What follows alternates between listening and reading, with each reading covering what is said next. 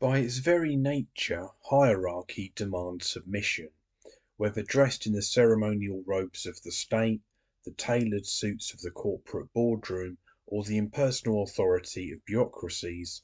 Hierarchy is a structure that privileges some at the expense of others.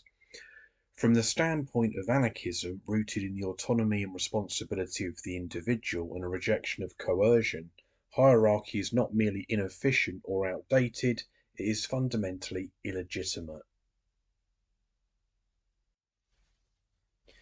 Defenders of hierarchy often claim that it brings order and efficiency, but this so-called order is just a veneer. A hierarchical structure is premised on the idea that some have the right to command, while others are obliged to obey. This division is not chosen freely, it is embedded in economic systems, social norms, and political institutions of all kinds. For the anarchist who believes in free association and self-direction, such compulsion is unacceptable. True order arises organically when individuals are free to negotiate their relationships and agreements without coercion. Hierarchy imposes a top-down sort of so-called logic that treats people not as individuals with agency, but as instruments, tools to serve the ends of bosses or those with power.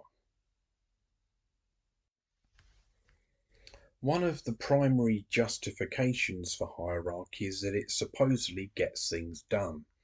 A chain of command is easier, more streamlined, and more productive, so we're told. But we anarchists argue that this so-called efficiency comes at the cost of autonomy, creativity, and participation. When people are treated as cogs, not collaborators, their initiative is stifled.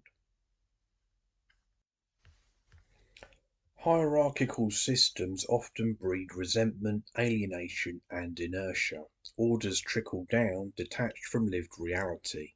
Those at the bottom, who do the actual labour or are more affected by the orders, have little say in how things operate.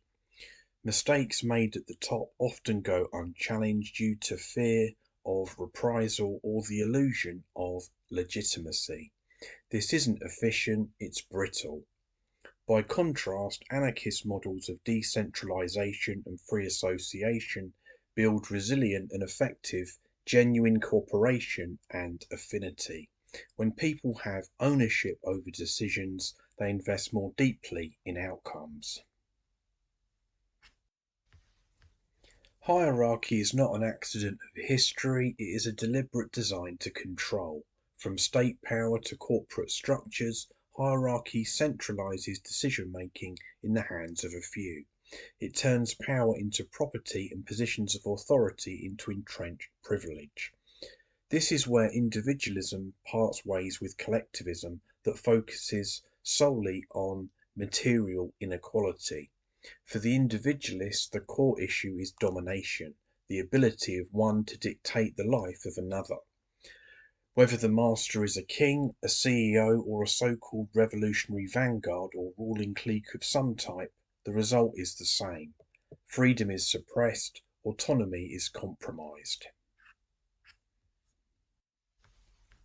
It is often argued that hierarchy persists because people accept it, or worse, that they choose it, but we anarchists recognise this for the myth that it is. In a world where access to resources, livelihood, and even safety are contingent on submitting to hierarchical institutions, there is little space for real choice. Consent under duress is not consent. A worker choosing to sell their labour under threat of homelessness is no freer than a serf bound to the land. A citizen consenting to laws they had no part in crafting is not exercising freedom but enduring the power of the state. However, it is also true that one of the most insidious effects of hierarchy is how it becomes internalized. We are taught to obey, to defer, and to compete. Even in radical spaces, hierarchical habits and practices can be present, through charismatic leaders and ruling cliques, for example. Anarchists should remain vigilant, constantly reviewing their own practices. Real horizontalism requires transparency, accountability, and flexibility. It means rotating responsibilities, for example, encouraging dissent, and being open to critique, not just in theory but in lived relationships. What then is the alternative? We anarchists do not call for chaos or utopia, but for free association and responsibility, a world in which relationships are based on mutual agreement, not imposed authority. This does not mean the absence of organisation, but the absence of domination. Genuine horizontal relations do not eliminate differences in skill, preference, or experience. They simply refuse to convert those differences into justification for control. Coordination can happen without command. Leadership can emerge without subordination. Genuine cooperation is fluid, consensual, and open to challenge, and it consists of individual autonomy. Hierarchy is a pyramid built on the backs of individuals. It promises stability but delivers stagnation. It offers security but thrives on civility. To the anarchist, hierarchy is not a neutral feature of society, it is a cage. Freedom begins with the individual and it ends where compulsion begins. The path forward is not to climb the pyramid but to dismantle it, brick by brick, until each person stands not above or below another, but beside them, unbound.